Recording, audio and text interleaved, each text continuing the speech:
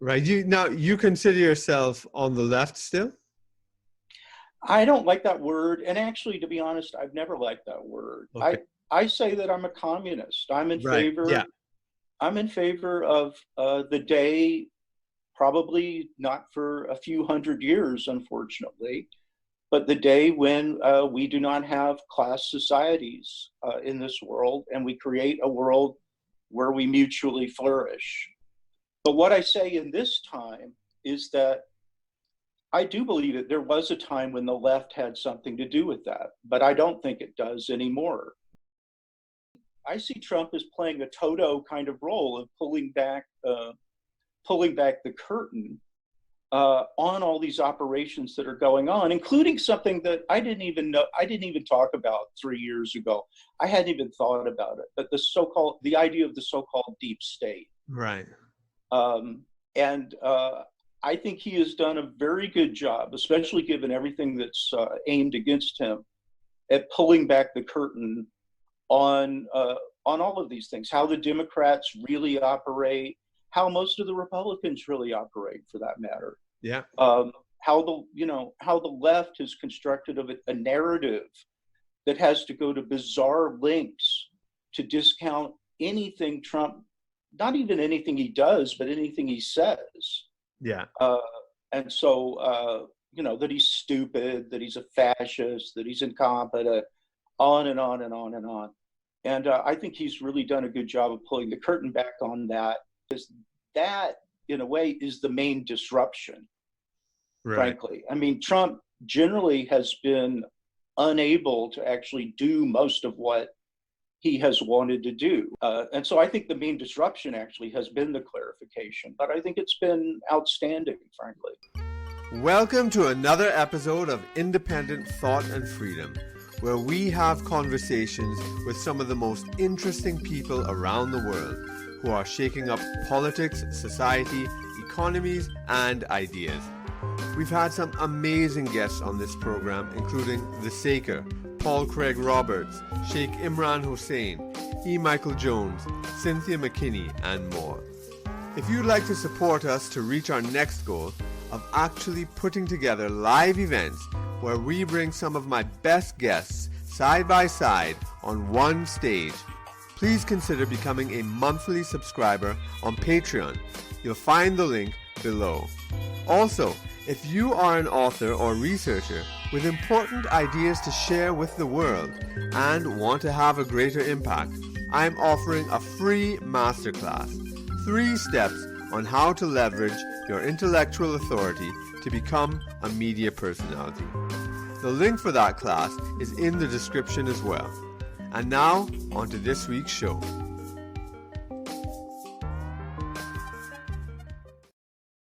Welcome to Independent Thought and Freedom. We've been saying for a few years now that we're living in historic times. Well, it is more apparent and more fundamental now more than ever. Even before the coronavirus crisis and the collapse of the world economy, which we are witnessing today, the rise of Donald Trump was very much a part of this radical transformation in economics, society, politics, international relations, ideas, class structure, both as a signal and symptom of something much bigger than him. But while he was also embodying and being a cause and a major agent of that change. Now, today, to think and to talk about these questions, my guest is Bill Martin. Bill Martin is an American philosopher and a musician, author of 9 books in both philosophy and music. He's been working on a book called The Trump Clarification, Disruption at the Edge of the System for a while now, challenging people with his unorthodox interpretations of the Trump phenomenon. Welcome, Bill. Good to see you, finally. Yeah, we've been interacting on Facebook. I've found your your articles in Counterpunch and now in Off Guardian. I found what you have to say very interesting. It's also, I suppose, very much in line with my thinking, but you bring your own history and insights into it, which I think is fascinating. But, I guess just to start off our conversation, what started you on this path of thinking and writing about what you call the Trump clarification? Well, the first article I wrote that's heading into this book, I hope, it's Yeah. been going on 4 years. Yeah. I was actually sitting in my little apartment in Xiamen, China, because I was there for the year teaching at a university. And really, it was a reaction, I have to say, to Hillary Clinton, and to the way that not only all Democrats, but the so-called left altogether was just folding itself into this agenda that I myself was really only beginning to understand. And I used this expression in one of my articles not that long ago about Bernie Sanders, what I was calling the steep learning curve. And the thing is, this whole thing has been a steep learning curve for me. Learning basically, number one, that the Democrats and even most of what calls itself the left just don't have anything constructive to offer anymore. And they have a great deal that's actually very destructive. And then recognizing that Trump, which, anybody would know beforehand, but sort of getting into it more deeply, that he's not what you would call the ordinary Republican. He's really something else. He's really an outlier to the system. He's a billionaire, but he's not an ordinary, shall we say, oligarch. In fact, I think that term's sort of just used to cover over the differences. He's not an oligarch among other oligarchs. Yeah. He's somebody who is really, I called him a few years ago, the rogue billionaire. Yeah. And I think this is sharpened up even more since then. So all that 4 years ago is really what got me going. What was it about Hillary Clinton? Now, okay, let me just clarify about your own sort of how you reached there. Because what were you a Democrat before that? You used to vote Democrat, and then all of a sudden, the 2016 campaign was the thing that I don't know, flipped the switch for you. Is that correct? I came up as one of those ones very influenced by Jean-Paul Sartre and by his famous essay called Elections, a Trap for Fools. I don't know if you know this essay. It's from the early 80s when all of his friends were getting very excited about voting for Mitterrand in France and the coalition between the socialists and the Communist Party of France. And Sartre offered in the midst of that, and it made all of his friends very angry, including Simone de Beauvoir, that this whole thing is just a trap. And I always thought actually a better translation of the word that's translated as fools, which I guess is like folle or something, right? Yeah. Would really be suckers. It's a trap for suckers. It's a trap for people who are going to be sucked into this thing. And so, no, I was never a Democrat. Right. I was excited about Jesse Jackson in 1988. Right. For some of the same reasons people were excited by Obama, although I always thought Jesse Jackson had a lot more substance and militancy. But that also that the very excitement about it, if it were able to push to a certain point, would create certain expectations that would have to be fulfilled. And if they weren't fulfilled, that would really create a crack in the system. By the time Obama came along, they were able to do that in a perfectly sort of normal way, you might say. Well, I'd be interested in finding out, your views on Obama in 2008. But because to me, right, Hillary in 2016, it was exactly like Obama in 2008 for me. I mean, except, at the very, very beginning of Obama's campaign, when the Black community actually were still behind Hillary and the whole Clinton legacy and not really behind Obama as yet, I found him really exciting because I saw the kind of passion he was generating among the people that really liked him. And he was an eloquent speaker and all that. And I said, wow, I had never even heard of this guy. I need to check up on see, what he's about and everything. And when I did, which is very early on, I realized he was a fraud. And then and I was actually, to me, the Trump phenomenon was presaged in 2008 with Sarah Palin and Obama, and that's how I kind of started to watch Fox News, because I couldn't believe, Bill O'Reilly was the only guy who to me was speaking, a different opinion of, reflective of middle America. Everybody else is just fawning over this guy, and I just thought, oh my! But to me, I really just saw it as a continuation, and I don't know, how did you experience that or see it? Well, I mean, I was in Chicago, Yeah. because I taught at a big university in Chicago. You were living in Chicago all that time. Yeah, yeah. So you knew him and stuff. Okay. Yeah, and I remember from before, when I was out with one of my buddies who I used to take long walks with, when Obama ran for state senator, and I would see these yard signs in Chicago for somebody named Barack Obama, and I just thought, and I mean, obviously this is not really very fair, but I just thought, well, that guy will never be elected to anything, Yeah. Just because of his name. Yeah. And, now more lately, I mean, in the last few years, I have had to think a lot more about, well, how did this guy basically come from nowhere? And the next thing you know, he's the president of the United States. So when he was running for president, yeah, I felt some of the excitement just being in Chicago, being at a very liberal, politically correct university, one of the most politically correct universities in the US. Everybody was excited. It's going to change everything.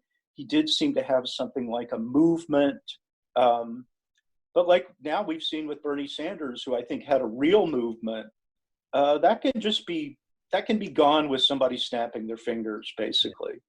And, Obama, the dismantling of his so-called movement began the day after the election, and it never was a factor again in the whole period when he was president. And so, yeah, I mean, all of that in a way leads to the kind of clarification I'm talking about now. It's just that Trump pushes it even a lot further. Yeah. So in 2016, what was the first thing you said? That's the first thing you wrote, or that's the first thing that sort of came, your first epiphany or whatever? That's the first thing I wrote in March of 2016. Was basically an article being very critical of Hillary Clinton. Right. And by the way, I mean, there were sort of consequences for that article, even though I was in China at that point. But I just thought, oh, my colleagues back home, they'll love this because they see that I've, penetrated the system, and I'm not going for this crap this time and all that. And not that I ever went for it before, but they would always give me a hard time. Well, but you have to vote for Bill Clinton. You have to vote for, whoever. Yeah. And so I thought, well, this time, I mean, everybody can see that Hillary Clinton's a warmonger. She used the State Department as just a business for herself and the ridiculous Clinton Foundation and all that. Yeah. But no, that was the article appeared where? In Counterpunch. In Counterpunch, right. Mm-hmm. And that was my first ever article in Counterpunch. Okay. I knew a couple people who wrote there quite a lot, and I wrote to them and I said, I'd like to try to start writing for Counterpunch. And they sent a note to Jeffrey St. Clair, and it turned out he knew something of my work already, and he was very receptive. So, that was an exciting thing for me because I'd never done this kind of thing before, actually. Right. So your friends kind of, so you were talking about, I mean, in many ways, a lot of the Trump and well, I wouldn't even say Republican, because Trump was fighting the Republicans as well in 2016, but the kind of Trump supporters and that Trump movement, their criticism of Hillary, it was pretty much in line with theirs. What was it, would you say? Yeah, say that last part again. Who's your criticism of Hillary Clinton, your first criticism, was pretty much almost in line with the Trump movement's Well, it criticisms was of sort of, Hillary, right? it was That sort of, she's a corrupt, establishment hack, whatever. yeah. Well, it was sort of half in that, but it was sort of half with what the left was even saying at that point, until they got the message that, well, because Trump, the whole Yeah, because Trump thing, well, we've got to line up behind Hillary anyway. yeah, And so at that point, I still overlapped with a fair number of people who called themselves left, including Jeffrey St. Clair, including Andrew Levine, who writes a lot at Counterpunch, and so that's one of the things that really shifted over the coming months after that in 2016. right. And Yeah. so, yeah, And so by the way, I wanted to ask you: have you sure. seen this book? So I just read it now. It's been out for 2.5 years by this fellow F.H. Buckley, not related to William F. Buckley, and Okay. it's called The Republican Workers' Party. Oh, yeah, I haven't read it, but I'm It's aware of really it. good. It's Yeah, really good. And it crystallizes a lot of those points really well, I yeah, think. Yeah, I'd really recommend that book. yeah. I I will wish take I'd a look. read it. Yeah, I wish I'd read it 2 years ago when it came out, but it's very good. Yeah, yeah, yeah. So tell me. So this. So why don't you explain your argument about this Trump clarification? And just Well, I mean, the clarification in a way, I did do an article recently where the subtitle was "Keep Going, Toto," and Toto is the one who pulls back the curtain. And I actually have a certain history with Toto because I once told a story that became an urban legend, and it had to do with Jacques Derrida. And it had to do with going to see Derrida speak one time in Nebraska, in Lincoln, Nebraska. And a professor of law addressed him. And it was kind of bizarre, but she told the entire story of The Wizard of Oz. And the point of time, so it took a while to tell this story, yeah, I was gonna ask how which of long course, did she take? well, there's some dispute over how long she took. Yeah, Uh, but this my telling of the story ended up being in various newspapers and whatnot because other people retold it. But at the end of it, she's basically talking about the actual wizard who is doing everything, as you know, with smoke and yeah, mirrors. And she says to Jacques Derrida, and aren't you just like that? Meaning, isn't deconstruction all just smoke and mirrors? yeah, And Derrida says, like who? The dog? Meaning Toto. And so I see Trump as playing a Toto kind of role of pulling back the curtain on all these operations that are going on, including something that I didn't even know, I didn't even talk about 3 years ago. I hadn't even thought about it, but the idea of the so-called deep state. right. And I think he has done a very good job, especially given everything that's aimed against him, at pulling back the curtain on all of these things, how the Democrats really operate, how most of the Republicans really operate, for that matter. Yeah, How the left has constructed a narrative that has to go to bizarre lengths to discount anything Trump, not even anything he does, but anything he says. yeah, Uh, and so, that he's stupid, that he's a fascist, that he's incompetent, on and on and on and on. And I think he's really done a good job of pulling the curtain back on that. I think we're now at a point where the curtains, it's hard to pull it back further because the positions have so solidified. yeah, Uh, and one of the things I want to say is that, in a way, is the main disruption, right. frankly. I mean, Trump generally has been unable to actually do most of what he has wanted to do. And Yeah, people say, oh, well, he signs executive orders. Well, Obama signed many more executive orders than Trump yeah. has signed. He deported many more people, all that kind of stuff. He bombed Uh, many more people. yeah, bombed more, he's the king of drones, all Yeah, that. yeah, Uh, and so I think the main disruption actually has been the clarification, but I think it's been outstanding, frankly. Right. You consider yourself on the left still? I don't like that word, and actually, to be honest, I've never liked that word. Okay. I say that I'm a communist. Right. Yeah. I'm in favor of the day, probably not for a few hundred years, unfortunately, but the day when we do not have class societies in this world, and we create a world where we mutually flourish. But what I say in this time is that I do believe that there was a time when the left had something to do with that, but I don't think it does anymore. Right. And I fully agree with you. and in a way, this is really my devotion, not only to Derrida, but to Alain Badiou, that things are going to come from places that we never began to anticipate. Right. And this is one of the big problems of the left now. They just say, well, we had this logic for however many decades or a century or whatever. I guess we just got to keep going with that. And that's all they ever do. And that's run its course. That's done with. And we have to be very open to the idea that it's just going to come from a different place than anything we're thinking of right now. Yeah. Yeah. I mean, do you know many other sort of communists for Trump?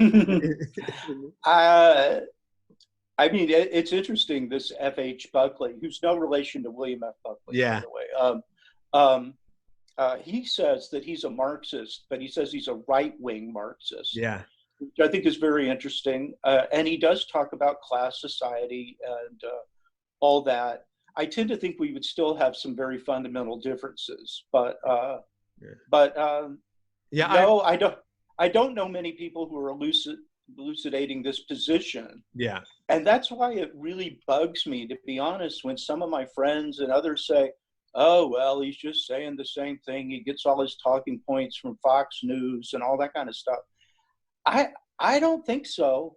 Yeah. Maybe I'm wrong, but I don't think so. Yeah. Yeah. No, I share a lot of your point, because I mean, I come from, like as a teenager, when I became politically conscious and whatnot, left, it was all left, communist, anarchist, and and I got really really deep into, and then Black nationalist thought was very important for me, and that was something which I think led to the same type of disruption you're talking about now. I think was ever. I don't know how far back you could go. You could go back to Zora Neale Hurston in the 1920s, but maybe that's just at an individual level. But certainly by the 1960s, a similar thing. But I had realized at one point, I don't know when, but basically I was against liberals even when I was on the left. And now I don't consider myself on the right, but I share many points and points of view and stuff with people from all over, right, left, whatever. I call myself like jokingly, a neo-reactionary traditionalist nationalist communist, right? Basically, it's some sort of amalgamation of that. I think the critique of modernity and capitalism is valid, and it's been the same. But I just don't endorse the prescriptions that the left and socialists and liberals espouse. That also needs serious critique. But yeah, yeah, go on. If I could say one thing about that, these protests against the lockdowns, for example, in Michigan, one thing the left is utterly incapable of recognizing, and this seems to be been something so essential to the left for many decades, is that, well, this is the working class, and it's not stupid people, it's not stupid white people, even though probably I'm sure the majority, probably the vast majority of the people right now in those protests are white. They're also, people who are in the working class. And they are making a calculation. A friend of mine put it to me this way yesterday. I thought it was very sharp. They're making a calculation. Well, what's going to kill us first? The coronavirus or not having a job? Yeah. And that is a perfectly, whether they're right or not in how they're making the calculation, but that is a perfectly valid thing for them to be thinking about. And they are thinking about it in terms of what they know and what apparently the left and liberals and all these other people who are just saying, oh, they're a bunch of stupid fascists, blah, blah, blah. They don't know. They don't know anything about that. But they talk large and as if they really know something. And what it is, they don't know. They don't know what these people know. Yeah, in fact, that's what I think is, I would suggest, to me, when I look at your history and, you know, where you're from in Kansas and you're in Atlanta in the Midwest, that I think is extremely, extremely important, because you see a lot of the left, and this is globally, and I think this is, we see this in the political shifting of the world. It's like the cities versus the countryside. It's the urban intellectuals and that, you know, cosmopolitan elite, versus the sort of more rooted people in the countryside. And then, I mean, then even within, you know, the lower class in the cities, there's something there. But I mean, You know, whether it be with the black, some of those, yeah, some of those people are the most provincial people in the world too. that's right. I mean, as you know, New Yorkers can be the most provincial people in the world, in part because they think the entire world is New York and they see everything in the world through New York eyes. And let me tell you, I've lived in Shanghai. I lived in Mexico City. Those are the two largest cities in the world. Okay. They're not sitting there thinking, gee, I wonder what somebody in New York thinks about what I'm thinking right now. Exactly. But, and in part because the New Yorkers have made it very clear they're not thinking anything about what those people are thinking. So, I mean, I do think they're some of the most provincial people in the world. And New York is a great city. Don't get me wrong. I love New York. Yeah. I love Chicago. And I lived there for 28 years.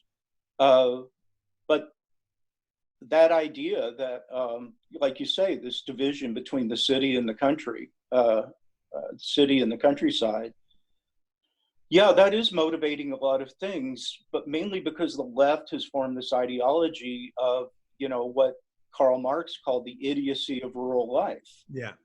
And it wasn't true when he said it, and it's really not true now.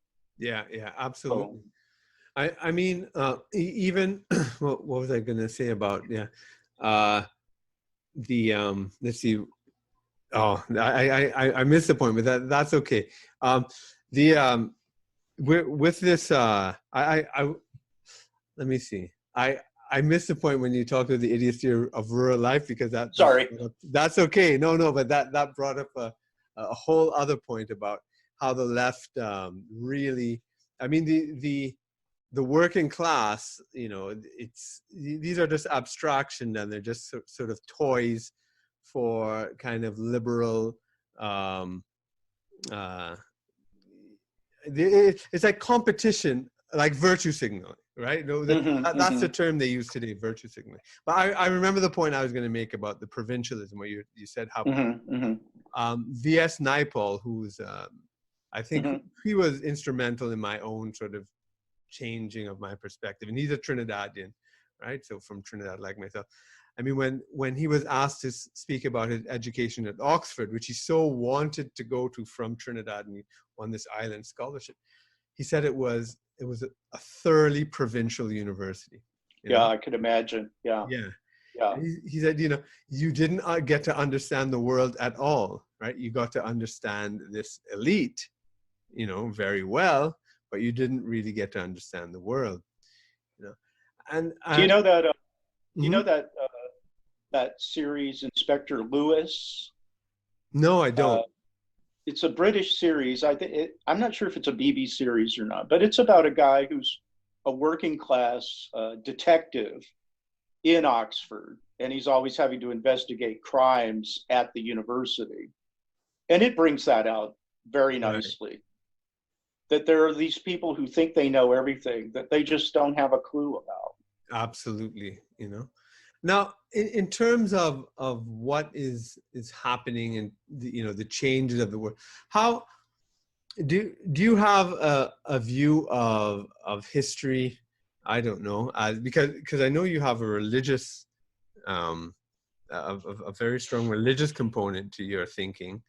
Mm-hmm. Do you see history as moving along some sort of line that, I don't know if you want to call it the apocalypse or the end of the world, or like the way Wallerstein would see it, the end of the world system, or the collapse of capitalism as Marxists might see it. But are we in some sort of epochal moment that, for example, if Trump wasn't here, somebody else would sort of maybe emerge in his place as this sort of wrecking ball, but that this thing was, this system, this global system is rotten, and we are just looking at it crumble. So therefore, the kind of this whole coronavirus crisis fits in a way into the idea that the whole system is just crumbling under its own weight. Or did you see Trump, the Trump phenomenon as something else, not necessarily connected to that? Just interested in the way you think about it. Yeah, unlike some people who seem to know all the answers, I don't know the answer to that question. So just on the religious point, I mean, I'm a Buddhist, but with, like many Buddhists in the West, with a Christian background. And in my case, a background that I took very seriously, and that I think I took very seriously even when I was a Marxist and ostensibly an atheist. In other words, is there a logic of redemption at work in history? That's sort of the abstract level on which I look at that. Yeah. Or is there instead a very contingent, and I wouldn't call it a logic really, but a contingent phenomenon of awakening, which I think is Buddhism? And is there any room in that contingency for any logic of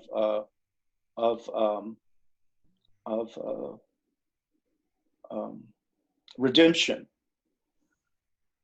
And then the question is, on a mass level, socially, are we at some very definite point in all of that? Well, since I think contingency is dominant and necessity is secondary, or less, Yeah. I don't think there's a way to say that with any kind of definitive thing. So yeah, we seem to be at a point where it seems like anything can happen. On the other hand, if you look at capitalism as a machinery, and a machinery that in the next little while is going to crank up again, get going again, I would just say odds are no, we're not at that. We're not at the apocalyptic point. Right. And this goes back to some basic issues in Marx, I mean, and Hegel for that matter, that the idea that there's sort of some limit that can be defined in advance, and that we'll have some sense of when we know we're approaching that limit. And I would just say with capitalism, despite Lenin's, that we're in the highest stage of capitalism and all that, and that was a long time ago now, that was 100 years ago or more. Yeah.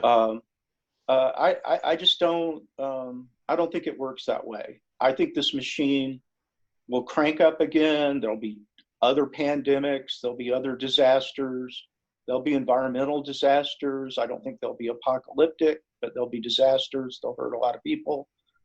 But I think the machine still has a few rounds to go in it. China's not nearly done. I really like George Friedman, and do you know this guy? He does geopolitics, and he's he's and I think Bill O'Reilly follows him. I can't remember what the thing is called, if I'm not mistaken. What's his Stratfor? Is that it? Yeah, that's done now. He has a new one now that's, I don't know, geopolitical futures. Oh, okay, all right. Yeah. But he has these books the next 10 years, the next 100 years. And now he's got a book that just came out in the last couple of months called The Storm Before the Calm. Right. And he does think, well, I mean, one of the interesting things is he thinks that as divided as things are now with Trump, that that this is just the beginning of a curve that will go through this decade, where things by the middle of the decade will get even a lot more divided. Right. Now, from where we are right now, that seems like, how could that possibly happen? But, you know, at least we're not at the point of neighbor against neighbor in any very violent way right yet. He thinks it's going to get to that point, but that he thinks then the underlying principles of the social setup in the U.S. Will still hold it together, and will go into a new paradigm of governance and economics and whatnot. But it'll be a U.S. paradigm, and it'll be a capitalist paradigm still. Now, he doesn't really look at the world that much. And one of the interesting things is in his book, now I can't remember whether it was the next 10 years or the next 100 years. They both came out back around 2010.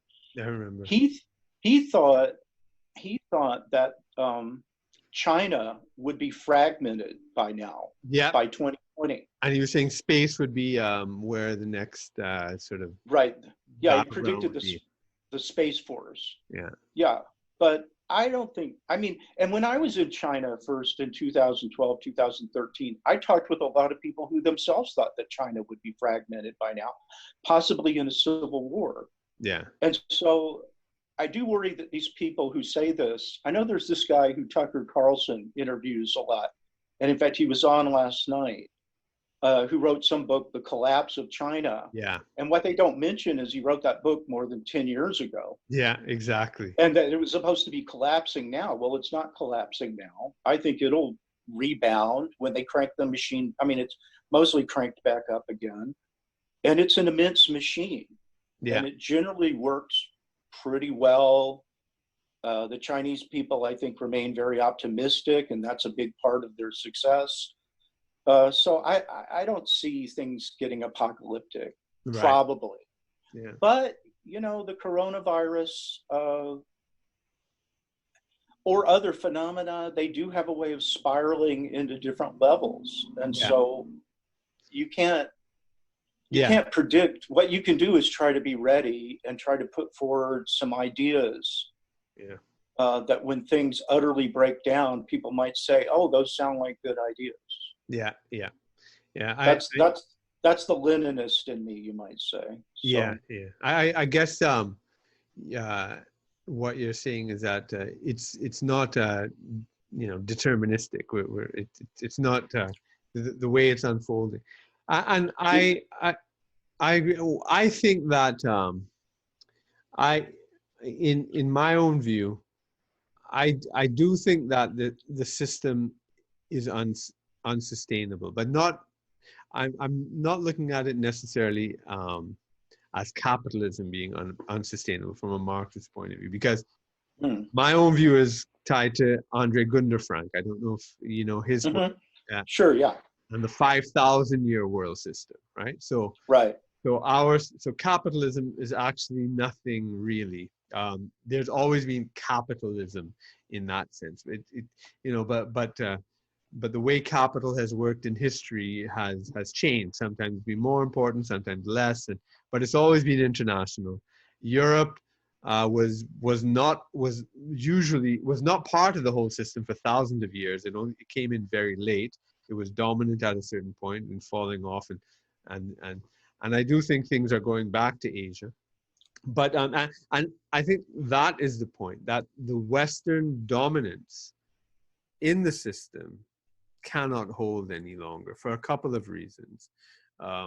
Both, India and China are rising up, and other countries of Asia, economically, militarily, and population-wise, they've always been big players. And with all of that, the dominance that the West once had, which was very much based on finance, right? And usury, I have to say. That the usury is always self-destructive, because it cannot continue forever, right? It goes up in a line and it must collapse. You can never pay back a certain amount of debt after it accumulates. And so you have that, and then once China and India Russia reach a certain mass, which is what Zbigniew Brzezinski has been saying in his own way, maybe not thinking the way I'm thinking, but talking about you have to make sure, those Asian powers don't rise. And this is what the Great Game right. in the 19th century with Britain, keeping Russia, India, and China, warring and not together. That European dominance has always had to be based on the suppression of Asia, because for most of human history, Asia was the center of the world economy. But it's inevitably moving back to that after they've recovered from the colonialism and, well, the destruction of that the East India Company brought. So in that sense, I see a kind of determinism, if you want to put it that way. There are objective forces that are going on that where the West cannot maintain its dominance, and it's going, and a lot of different things are going to have to happen. Wars or artificial crises, which I sort of think this coronavirus thing is. I don't know. What's your view of that? I think it's real and that it's dangerous.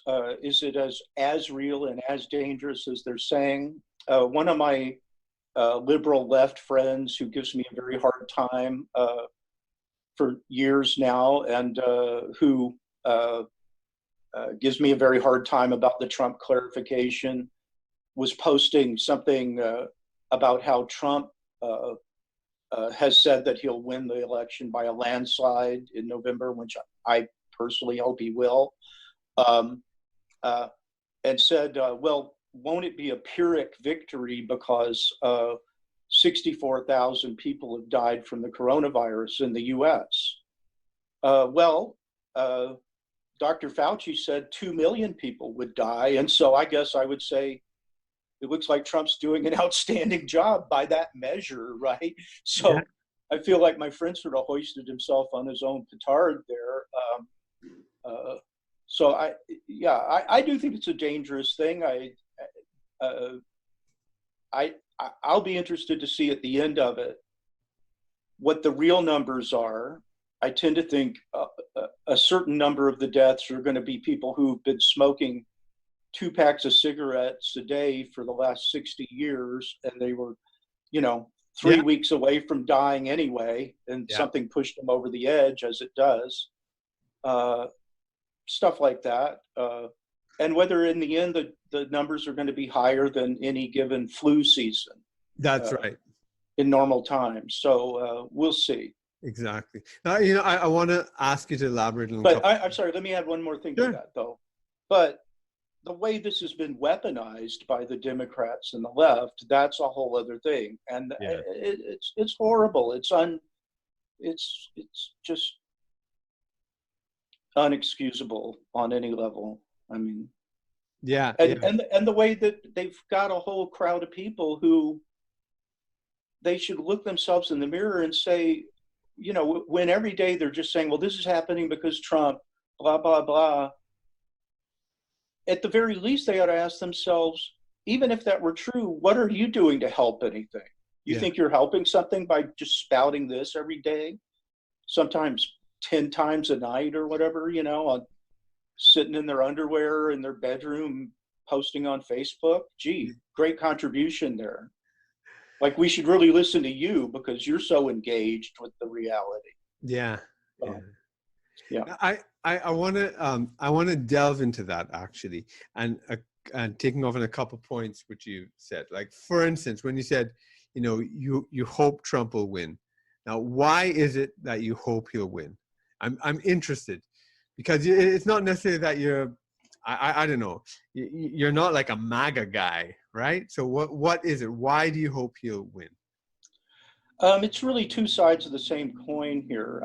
I think, number one, the longer that the Democrats are kept out of power at the national level, the better, because then the longer, I guess this is the other side of the coin, the longer it can be clarified what their neoliberal globalist agenda is all about. And I hope people will awaken to that global reality and begin to ask themselves whether there's an alternative to it. No. And I frankly don't see that, even if Trump is elected, which I think he will. I think the Democrats, in a way, have said that he'll be reelected by putting Biden out there. I don't actually think Biden will be the candidate. I think it'll be Hillary Clinton. Hillary Clinton. I was thinking because Cuomo. Yeah. You think Cuomo? Yeah. Well, he's making a push. Obviously, these people are just campaigning very heavily with their coronavirus activity. But I think the Democrats have conceded, in part because they don't want to take responsibility for anything. Yeah. But also because, again, just to go back to that metaphor of the machinery, most of the machinery is still working the way it has worked, even with Trump, even with the clarification. And this is a limit of the clarification. We can all be talking like we are now. We can be posting things on social media, on and on, but the machinery doesn't care, and it just keeps going. I mean, it cares a little bit. It cares a little bit. It doesn't like to be talked about as what it really is. Bill Gates does not like to be talked about as what he really is. Dr. Fauci, etc. But still, the machinery doesn't stop for that. And it's not threatened. It's not threatened by him. And it can wait things out. It's a little bit like a war of occupation, where the guerrillas can, as Mao said, if the enemy attacks, we retreat, because we live to fight another day, and eventually we will come back. And unfortunately, they're able to do that. They have a lot of strength, and they have a lot of ability to wait a long time, and they have the machinery. And we don't have yet the way. The people do not yet have the way to, as Marx put it, assume the commanding heights. Yeah. And furthermore, and this is another break with the left, and this goes to the protesters in Michigan as well. Yeah. The left now loves the state. Exactly. And the CIA and the FBI. Absolutely. Yeah. And the protesters, one reason they're not fascists, even though, they look a little bit like fascists. I mean, when they're carrying assault rifles and stuff like that, it's not a pretty sight to me. I've never been a gun liker, much less a gun lover. But one reason they're not fascists is they hate the state. That's right. They're very skeptical of the state. And on the whole, frankly, I will take that any day. You can call it right wing, you can call it conservative. If people will call it fascist, I'll take that any day over a left that now is in bed with the CIA. And in fact, I mean, Marx's early vision was not statist at all. And the state was supposed to wither away. And you had Bakunin and that whole, you had that whole wing of socialism, which seems to be forgotten by people. But the state is, there's a whole Marxist theory about the oppressiveness of the state, and the left seems to have forgotten that. But and that idea of there's a couple of things here. One is you talk about the neoliberal agenda of the Democratic Party, which is absolutely true. I mean, what I found it's when I was looking into the Iraq War in the 2000s and looking into the neoconservatives and realizing that they were Trotskyists first, and then they went to the Democratic Party and influenced Clinton and all that stuff in Bosnia and former Yugoslavia, and then and the whole that's kind of liberal imperialism. Then they sort of migrated to the Republicans, and now they're back because they hate Trump, although Bolton was in Trump's, which makes no sense. Bolton was in Trump's administration, and you have Pompeo and all these insane neocons he's got there. But the Democrats are, even with this crisis, the Republicans, are pushing the more, well, I guess you could say pro-people measures, right? I mean, like giving people, money directly, and talking about Medicare for all when the DNC were against it. It's amazing how the Republican Party is out-lefting the Democrats. Yeah. Yeah. What do you have to Well, say I mean, about that? I wish that more advantage would be taken of the fact that the Democrats have put themselves in a position where whatever Trump does, they have to oppose it.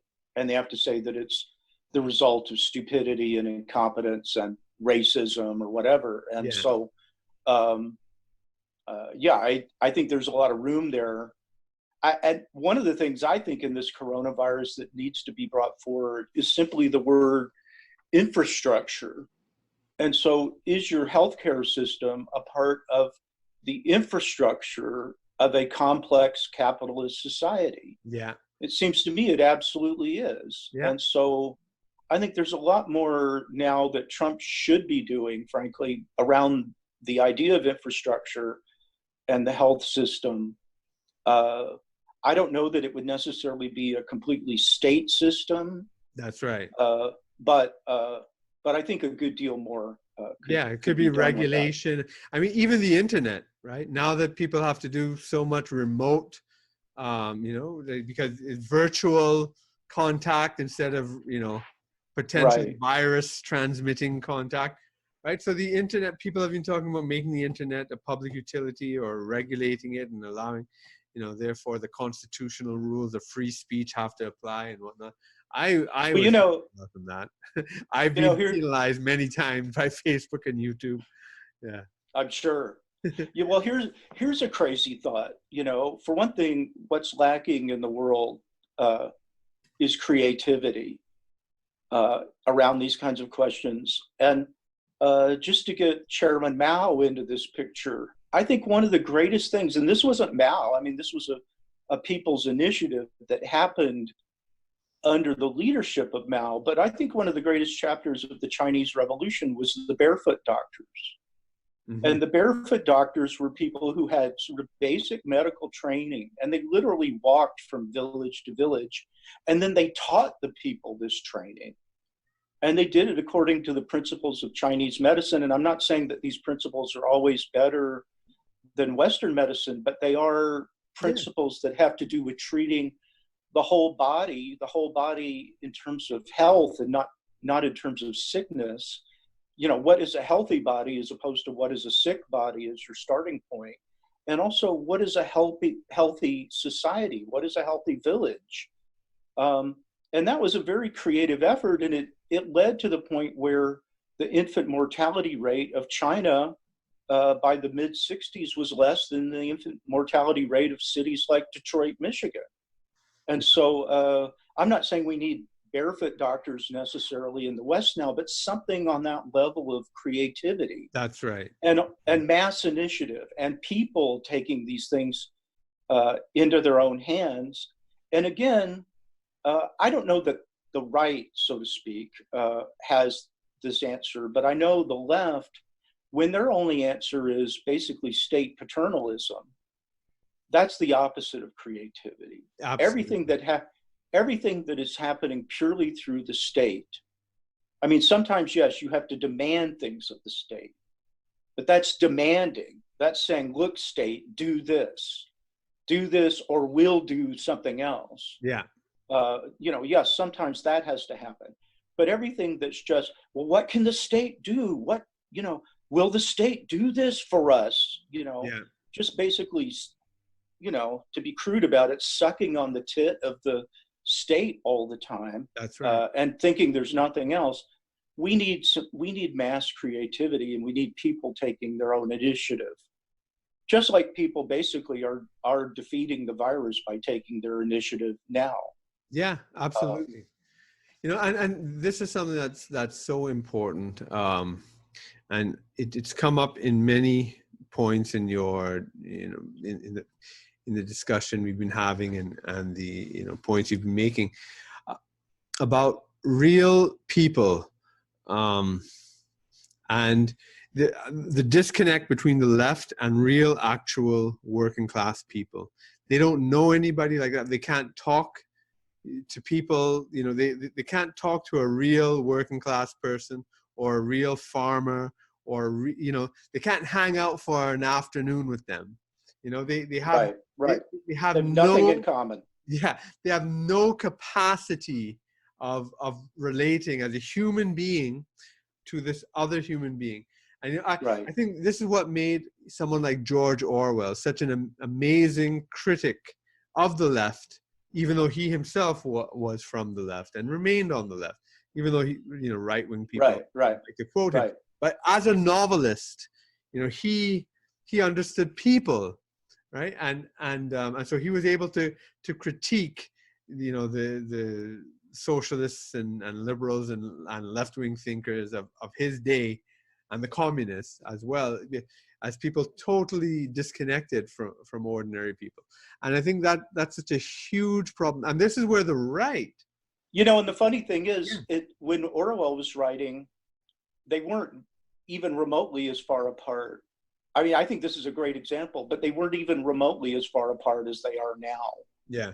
I mean, especially when you look at the academic left. Yeah. They are so ensconced in their world. They don't even imagine that there is another world. Yeah. So if you said, well, why aren't you talking to these people? They don't even know who you mean. They have no idea. That's right. Yeah. You know what I mean? Well, in Orwell's day, he was talking about things like Oxford communists, which were pretty. Yeah. That's brilliant. Yeah. That's a great example. Yeah.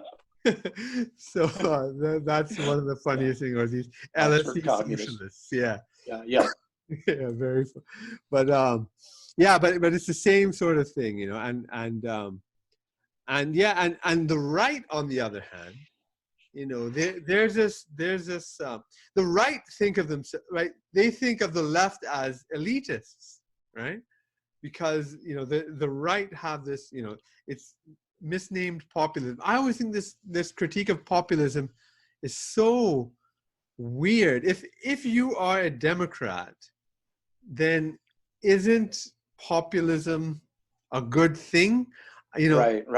The liberals who are critical of populism, I don't know how they square that circle. Because they put it off on white, and they put it off to some extent on southern whites, and the Midwest now is, in a certain sense, a part of that, really. Because for that, I mean, a lot of my friends in Chicago and New York don't know that Kansas isn't part of the South. Yeah. Okay. Kansas was formed as an anti-slavery state and fought a war with Missouri. Yeah. Over this question, Unfortunately, some of my Kansas friends don't know this either. So, I mean, history is lacking there. Yeah, so much for the American education system. Yeah. But, they've got some vague sense of this amorphous mass out there. Yeah. And I do like that expression. It's become a cliche, but flyover country. Mm-hmm. That's out there in flyover country. And the South, where the people are terrible. Yeah. Oh, those people are just the worst, kind of thing. Yeah. And, I went to college and part of grad school in the South. And the academics there, who all come from New York and Chicago and whatnot, they think the same thing. Yeah. So, like, I remember when I tried to get jobs in the South, and I'd say, and I'm very comfortable in the South because I'm from the South. They'd be like, well, that's the last thing we want. Yeah. We want someone else who went to Columbia or University of Chicago who can spend all their time griping about how terrible people are in the South. Yeah. With us, So, but yeah, so do you think in their place? Yeah. Yeah, you would think populism, and this is why I was really wanting a Bernie nomination. I didn't expect it to happen. Yeah. I didn't expect him to drop out so easily as he has either. But I really wanted a certain kind of conversation about populism, one that would transcend left and right. Yeah, I really thought that he was going to win the vote, and the DNC were going to manipulate it somehow. But I didn't anticipate his electoral collapse. I mean, I figured that the political collapse would happen. It would be engineered. But the electoral momentum was with him, like, for a long time at the beginning. And it was his for the taking in the most recent period. I mean, if he easily could have just made Biden look completely worthless, which he Yeah. is, he could have very easily exposed that and gone forward. And I guess for the good of the system, Right. he is not doing that. And I mean, so do you watch Jimmy Dore show? I do watch it sometimes. Yeah. Yeah, Yeah, I like him. I love Jimmy Dore. I think he's amazing, Yeah. and there's this incredible left wing populist movement. Although I don't agree with a lot of their positions, right? But their critique of the I would be more like George Galloway's Workers' Party of Great Britain that he's just formed. Yeah, yeah. Yeah, economically left, but socially conservative. Right. Which is the working class. If you Yeah, know yeah. people in the working class, right? They love God. They they are for traditional families. They are and whatnot. But anyways, But I mean, God for them is also part of church community. that's right. That's right. Which means nothing to people on the left, Exactly. other than that it just indicates that you're irrational and stupid. Yeah. That people would like to have a community under something higher than themselves, but that isn't the state. That's right. Um, and so, that's meaningless to the left now, which just shows how stupid they are, frankly. Yeah, because I mean, and that's one of the thing about the left is that they are extreme individualists, right? They have no such thing as community. They go from town to town searching for work, city to city. They form temporary bonds. It's all contractual in a sense. Even their family bonds mean nothing. Right. Let alone community bonds, right? They very often would have left some, small town somewhere that they hate. They hate everybody there. They hate their family. They never want to go back. And then even these immigrant advocates, right? Who so railed against Trump for supposedly, because we don't know, he's never said it in public, but supposedly calling, other countries shithole countries. Right. But they're the ones that act like it, because the worst thing in the world for them is to send someone back to their home country, right? As someone from the third world who lived, in Canada. I've been in the States. I was actually born in the States. I, grew up in. I spent time in the UK as well, many years doing my PhD and whatnot. Going back home was not, death. But they look down upon the third world more than the right does, I find. Well, it's been a period of transition for them, but I think where they are now is that, I think about the one of the first things I posted on Facebook about the coronavirus, and the first comment was from somebody I don't even know, somebody who's some kind of leftist activist in Chicago. And the first comment was, Trump did so-and-so, fuck off. Yeah. And that's the default, piss off. That's the default mode for their human interactions these days. That's the go-to thing immediately is, and it in a way, it's the worst sectarianism of something like medieval Catholicism or something. You are 1 millimeter off the line, piss off. Go to hell.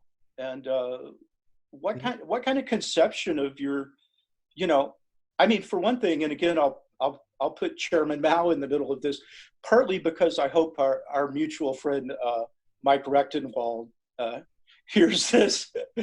Hi, Mike. But this idea of understanding the greater mass of people in your society as the enemy. Yeah. Right. Well, for one thing, where do you build a revolution? That's mainly from your enemy, your so-called enemy, mainly from people who at the present time seem to be on the other side. Mm-hmm. Now, it happens that this time the enemy is already on the right side and they're on the wrong side, and trying to solidify themselves more and more all the time. And you might even say that the moment when it's absolutely solidified is when a person's first instinct as to how to reply to somebody is tell them to piss off. Yeah, yeah. You know, tell them to go to hell. That's all I have. You say I something that sounds a little funny to me, we'll go to hell. yeah. You know, I mean, well, how could anything good possibly come out of exactly. They have no sense of community. They don't want anything collectively. I mean, I think George Orwell, covered it extremely well in his amazing essay, The Lion and the Unicorn. And then also, I think the other one is England, My England, but something like England, right or left, it's mine, right? So in other words, it came down to that. Listen, he loved England and the English people, and whether they were right or left, that was his people. And this sort of, it's not patriotism or any sort of abstract thing like that, but there was a sense of community and history, and this is where it is. And he would fight among his people to push them towards this kind of libertarian socialism, or whatever you want to call his brand of left-wing thought was, right? But if he lost, he wasn't going to tell everyone to fuck you, right? I mean, it's like right. Whereas I really do think that in a place like New York or Toronto or London, where 40% of people who are there were not born there, and then how many people do not even have grandparents from there.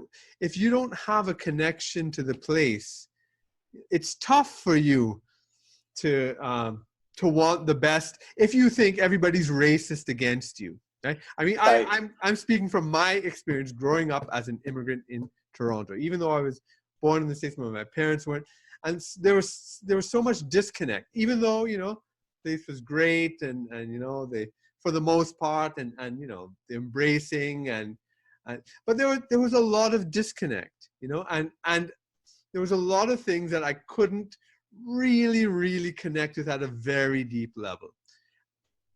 I wouldn't call that racist, but it's just that that's just the truth. When I would learn history in class, and they'd be talking about Champlain and the fur traders and all this kind of stuff, it had nothing to do with my own past. It was so abstract. So I didn't have any of that deep connection. Whereas, like whenever I'd come back to Trinidad for holidays, when I grew up in Canada, people would say something, every day of my life, they'd say, how do you pronounce that, your last name? Can you spell it again? Whereas when I'd come to Trinidad, they'd not only know how to spell it. Oh, wait, I know your grandfather. He used to work here. Oh, yeah. And there was this connection that I had to the whole history of the place, at a place that I wasn't even born in, that I decided I would return to, and return in quotation, because, it was like sort of rebuild my connection. And Right. I often think about that in these cosmopolitan cities, because I have that experience as an immigrant. I know a lot of the psychological, sense of belonging is not necessarily there, and it erupts in this kind of fuck you moments. Well, and I mean, I do think there's a couple things here that are interesting. One is, in the United States, if you're looking for some conception, and this goes to the problem of populism and even of nationalism, in what I would say is a sort of better interpretation, which I mainly think is a nationalism of, let's just take care of our country for a change, get out of other people's countries, let them do their thing, we do our thing, basically what used to be called isolationism. Yeah. I'm okay for that. I mean, I think that is a better path toward what I would call internationalism in a good sense Yeah. than globalism is, Yeah. which is in a way the real nationalism, because it's the nationalism of your finance and tech capitalists, Mm-hmm. as if Lloyd Blankfein is somehow, and Goldman Sachs are our great national symbols that we should be loving all the time. That's right. But there is a problem of forming a conception of what one would call the American people. Yeah. And I think that's always been a problem. That's been a problem since before the foundation of the American Republic. And I don't know that there's a good solution to it, although maybe isolationism is the best solution that we're going to find in the near future. Now, there was another thing, and I'm trying to think of, oh yeah, here's the thing too. All these people who are hating on the working class right now from a supposedly left point of view, or liberals and Democrats and whatnot, I mean, I want to say to them, just talk about connection. It's not just the connection of the people who you're right around, but it's also, I want to say to these people, gee, and I have said this to people in academia who, I remember meeting a well-known feminist literary and film scholar some years ago, and she had taught previously at the University of Iowa and then went to an Ivy League school, Brown. And she was saying how much she hated being in Iowa. There's quote unquote nothing out there. That's the thing you hear all the time, et cetera. And I said to her, and this was 25, 30 years ago, I said, well, let me ask you a question. Do you eat food? Because that's where it comes from. Yeah. And now I would say to these same people, do you live in an apartment? Do you have a car? Do you take a bus? Do you go on a street? Do you walk on a sidewalk? Because guess what? Working people built those things. That's right. If you think that they're so horrible and deplorable, I would say, get the hell out of all of that. Why are you participating in this deplorable thing by living in a house or an apartment that a working person built, probably a working man, maybe even a white working man, That's the right. most horrible being that ever existed, and yet you're living in an abode that they built, Yeah. I mean, it's really kind of like, like the movie Metropolis, that kind of existence, where, they just want, the working class to be their slaves, essentially. Right. Which is kind of like the whole illegal immigrant argument, that they're so pro, undocumented, or whatever, the undocumented migrant or whatever. But, it's to clean their toilets cheaply and pick fruits and all this sort of stuff. It's, as Bernie used to say, that's a Koch brothers idea. And it's become so hateful that, I mean, I see people saying things like that these protesters in Michigan, I hope they get the virus and die. Yeah. And I want to say to them, okay, well then who's gonna build the stuff that you want now? Yeah. You think you're gonna build it? Yeah. When you're like an academic, you're like somebody who can't even, put your own Band-Aid on or something, This really points us to, and which I'm sure you have a lot to say on, the spiritual emptiness of the left. Yeah, absolutely. No belief in anything transcendent of their narrow materialist in the most narrow sense conception of things. And I say that not meaning ontology of not Marxist or I'm down in some sense with the materialist ontology, but no sense of like the Sartrean project, that there is a human project of projecting ourselves into the future and imagining that future as one where we flourish together in our potentially beautiful world. No sense of that at all. And what's interesting is that to the extent that there is that sense anymore, it more comes from religious traditions. And so they may be the ones that save us, just like, you know, philosophy now in the world. I mean, the academic institution of philosophy, if it's going to be saved, although I have some doubt about this now, but it will probably be saved by the Catholic universities. Yeah. Because their conception of why we're teaching philosophy, at least in the past, has been different. Unfortunately, even that's changing now. I know it's changing in my university, where it's been taken over by corporate stuff and now identity politics. And so very narrow conceptions of what philosophy is for, so to speak, a very utilitarian kind of view. But the same thing, yeah, the same thing. That's the spiritual vacuousness of the left, and nothing that has a universal sense that we should be imagining a future for humanity and doing what we can to bring that about. Yeah, yeah. You know, and it's kind of this whole, I mean, growing up in a kind of cosmopolitan urban environment, you know, even the whole way people relate to each other with cynicism and sarcasm and snark, which it's just, that's just the currency that's just in the air. Everything, Yeah. you know, that's part of the atmosphere of nihilism, and moving away from that is so good for the soul. You know, Yes, but yes.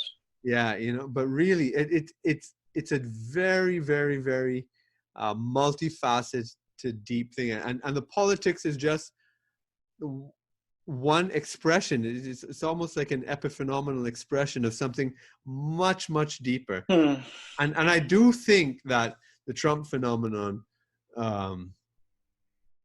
touches on this, definitely. You know, Yeah, and clarifies it. yeah, and his even his optimism, right? Which people are criticizing, which is optimism during the coronavirus. Yeah, imagine that. I mean, what a world it is when he says things like, and I think it's hilarious too. So I would add his humor to it as well. When he said that he was hoping that the world, that the country would open up again in time for Easter, I saw people immediately saying things like, he's attempting genocide. Yeah. I mean, and then when he was asked by some reporter, well, why are you saying Easter? And his answer was, because it's a beautiful time. I mean, what a great but also funny answer. Exactly. And everything that's funny to anybody who still has a sense of humor is somehow horrible and genocidal to that side. And again, what a world where that could be the case, you know? Yeah. I mean, really, truly a world where you can't take a joke, you can't understand a joke. Oh, we got to go fact check the joke. Yeah, you know, I mean, what an incredible world. Exactly. So it's hard to stay good humored sometimes. Yeah. In the midst of all that, but fortunately, Trump helps us stay good humored on some of the stuff. And I'm not saying that he's actually a very deep person, maybe spiritually. I don't know about that, but with the 2 Corinthians and all that. But but still, I mean, I mean, and isn't that his job? Wouldn't that be the job of any president, to be optimistic in a time of a disaster? Exactly. But I guess I think in a way, just to go back to where we started, these people can hear nothing but Hillary Clinton's horrible, you know, fingernails on the blackboard, scratching voice when anything that might show some light at the end of the tunnel comes up. Their default mode again is like piss off and it's racism, it's homophobia, what have you, you know, and that's the rut they're in. But it's horrible. Well, if let's bring the conversation to a close. I mean, we've been talking about a lot of things, and I mean, I can talk for hours, but let's let our listeners go for a while. But I want, you know, what would you say if you had to sort of distill it into sort of a main message that, you know, this Trump clarification thesis upcoming book is? What would you say the main message is? You know, very simply, I just hope it keeps going on and it opens up to the point where people are saying, yeah, we're going to have to change some very fundamental things here. Yeah. And I think one of the things that'll have to change is not only drawing things back into the United States in terms of making it a self-sufficient economy again, like, for example, with the production of pharmaceuticals that are needed at the moment, but actually even much further, drawing back more toward regional, drawing back more toward local. And I'm generally influenced by Wendell Berry on this question and a kind of communitarian thought that it doesn't mean we have to be provincial. It doesn't mean we have to be cut off from the world. I don't think in any way we have to be that way. And we have all kinds of ways to not be cut off anymore, just like that I'm talking with you right now. Yeah. Um, um, but we need to sort of refound real communities on a more local level. And that also means the basic things that have to do with sustaining our lives. And I believe this for everywhere. I don't believe this is just a United States vision. And in fact, the United States, because of its colonialist and imperialist history, has a leg up on everybody with this. In fact, what should happen is that the US pulls back into this and then tries to help other people with this in their own countries, so that we don't have to be getting in other people's business all the time and they in ours, and then and set the stage for a world where we can transcend the state, basically. Absolutely. Yeah. You know, that just to, add my own observations onto your thoughts, because I agree with it. And I mean, that's one of the reasons why, coming back to Trinidad, a small island where people aren't numbers, it's face to face. And we live on an island. We have to, live together with each other, and you're known personally. It's an anonymous, huge society. And one of our great intellectuals, C.L.R. James, he talked about, ancient Athens was 40,000 people at its height. Florence, was 60,000 people. The great city-states of the Middle Ages and also ancient, the Mediterranean, it was the size of a modern-day Caribbean island, and great things can be produced from small places as well. Right. Yeah, and in fact, in most of human history, it's come from many small places rather than huge machines, which dehumanize you. Right. Yeah. Yeah, that's a great observation. And yeah, because I said it was going to be very simple, and then I said something more complicated. But I think the longer the clarification and disruption goes on, the better, because that is I say that it's the abutment for a bridge toward an opening, toward an event. Yeah. So it's very vague. It's very far away from that. But on the other hand, the other route, let's just keep going with the left. There's nothing good on that road anymore. I'm not saying that there might not come a time some years from now when maybe that'll change. Never say never. You don't know where it's going to come from. But right now, there's absolutely nothing good, and there's much that's terrible that's coming from that direction. And it's irrational, just to use one of their words. It's irrational to look in that direction. It'll come out of something like the clarification and disruption a long time before it'll come out of this other side. Yeah, that I totally agree with you. And so what would you recommend, for example, to a young person, listening to this podcast, with political choices they have to make, I mean, so many, a lot of times they're just given the choice of, the Republicans and the Democrats in the States, or right and left in whatever country you are. In some places it's a racial politics or whatever. But, but in your context, so where you have the right and left, and I think you'd probably be uncomfortable telling a young person to go conservative, but the left is not a good choice either. What sort of advice would you have? I think the two categories that I would support of all of those, they aren't left and right. They aren't liberal or conservative. They aren't uh, fascist, obviously. They aren't socialist. Um, I think among all of those people, I also think about libertarian and communitarian. I think there's a conversation to be had between the libertarians and the communitarians Mm-hmm. in terms of kind of theoretical discussion that needs to be had because they both have issues with the state. Yeah. I think the libertarians are a little too much on the idea that the market can replace everything. But I would say the term thoughtful conservative is one where, I mean, when I look at Tucker Carlson, Yeah. he calls himself a classical liberal. Sometimes I would call him a thoughtful conservative. I think Yeah. his ideas are generally very good. I like Steve Hilton, who Mm-hmm. has that show Our Revolution, is it The Next Revolution on Fox on Sunday evenings. I like Oh, his ideas okay.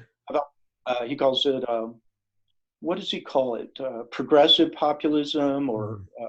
Yeah, I'm actually something not like. familiar with this show. I should check it out. Yeah, I like him. I like this F.H. Buckley. Yeah. Uh, I like Donald Trump and his clarification and disruption. As for other Republicans, forget it.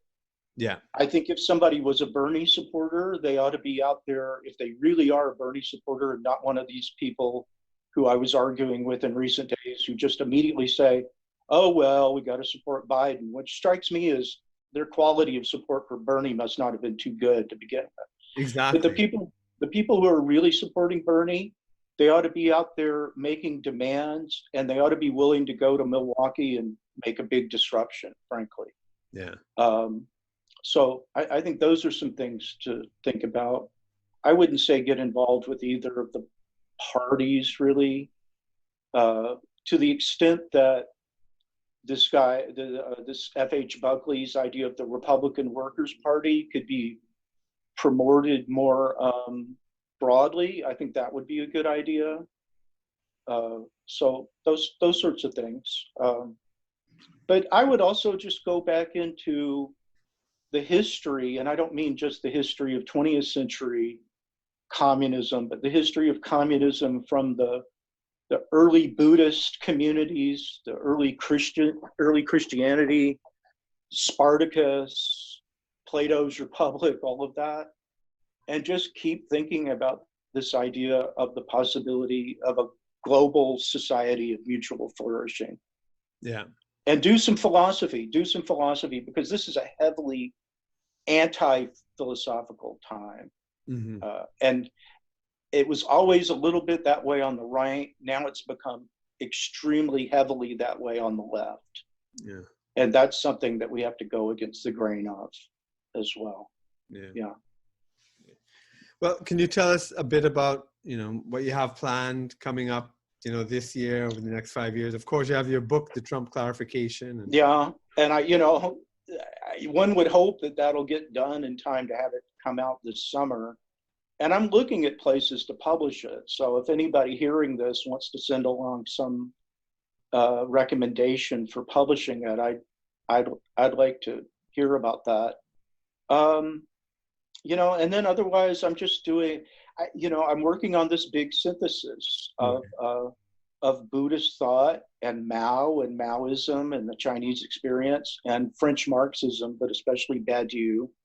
But as always, a lot of Sartre, a lot of Louis Althusser, a lot of Jacques Derrida, some of the situationists like Guy Debord and Raoul Benaigem.